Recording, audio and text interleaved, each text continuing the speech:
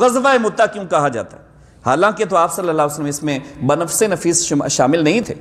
غزوہ مؤتہ اس کو کیوں کہتے ہیں؟ اس کی یہ وجہ ہے جو میں ابھی بتا رہا ہوں.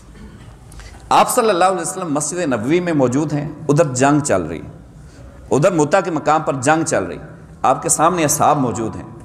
آپ جیسے جیسے جنگ ہو رہی ہے اس کی لمحہ بلمحہ سٹیٹمنٹ ساری کی ساری آپ صلی اللہ علیہ وسلم اپنے اصحاب کو بتا رہے ہیں.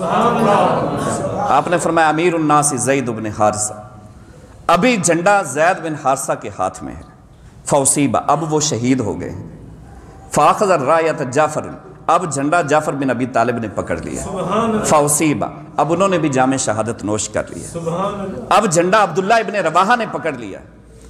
لو اب انہوں نے بھی جام شہادت نوش کر لیا. اب قیادت سیف من سیوف اللہ، اللہ کی تلواروں میں سے ایک تلوار کے ہاتھ میں آ گئی ہے. حتی فتح اللہ علیہ، اللہ نے ان کے دست اقدس پر فتح رکھ دی.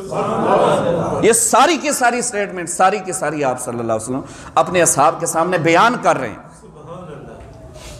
اور ادھر سے پھر ایک صحابی حضور کی بارگاہ میں آئے، وہاں سے ساری کی ساری معلومات لے کر انفارمیشن لے کر حضرت یعلا بن منیہ رضی اللہ تعالیٰ عنہ، تو وہ عرض کرنے لگے یا رسول اللہ صلی اللہ علیہ وسلم اگر آپ حکم دیں تو میں آپ کو اس صورتحال سے آگاہ کروں، اس ساری صورتحال سے آگاہ کروں.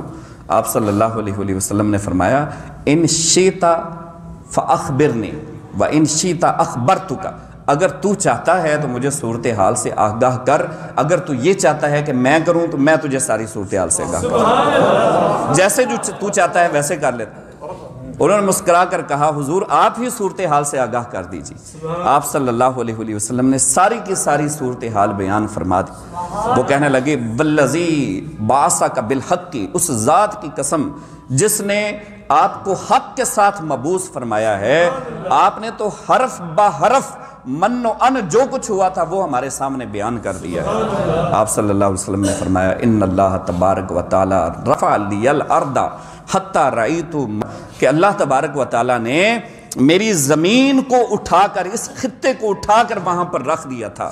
اور اللہ نے رفع لی الارض، زمین کے سارے حجابات میری آنکھوں سے رفع کر دیے تھے، حتیٰ کہ بنفس نفیس میں اس جنگ میں موجود تھا اور اس کو اپنی آنکھوں سے دیکھ رہا تھا.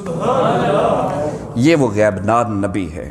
کیا مقام ہے اس نبی کا، پتہ نہیں وہ لوگ کون سی باتیں پڑھتے ہیں، کہاں سے پڑھتے ہیں، کہاں سے اسلام کو سٹڈی کرتے ہیں، ہمیں تو اس بات کی سمجھ نہیں ہے. یہ نبی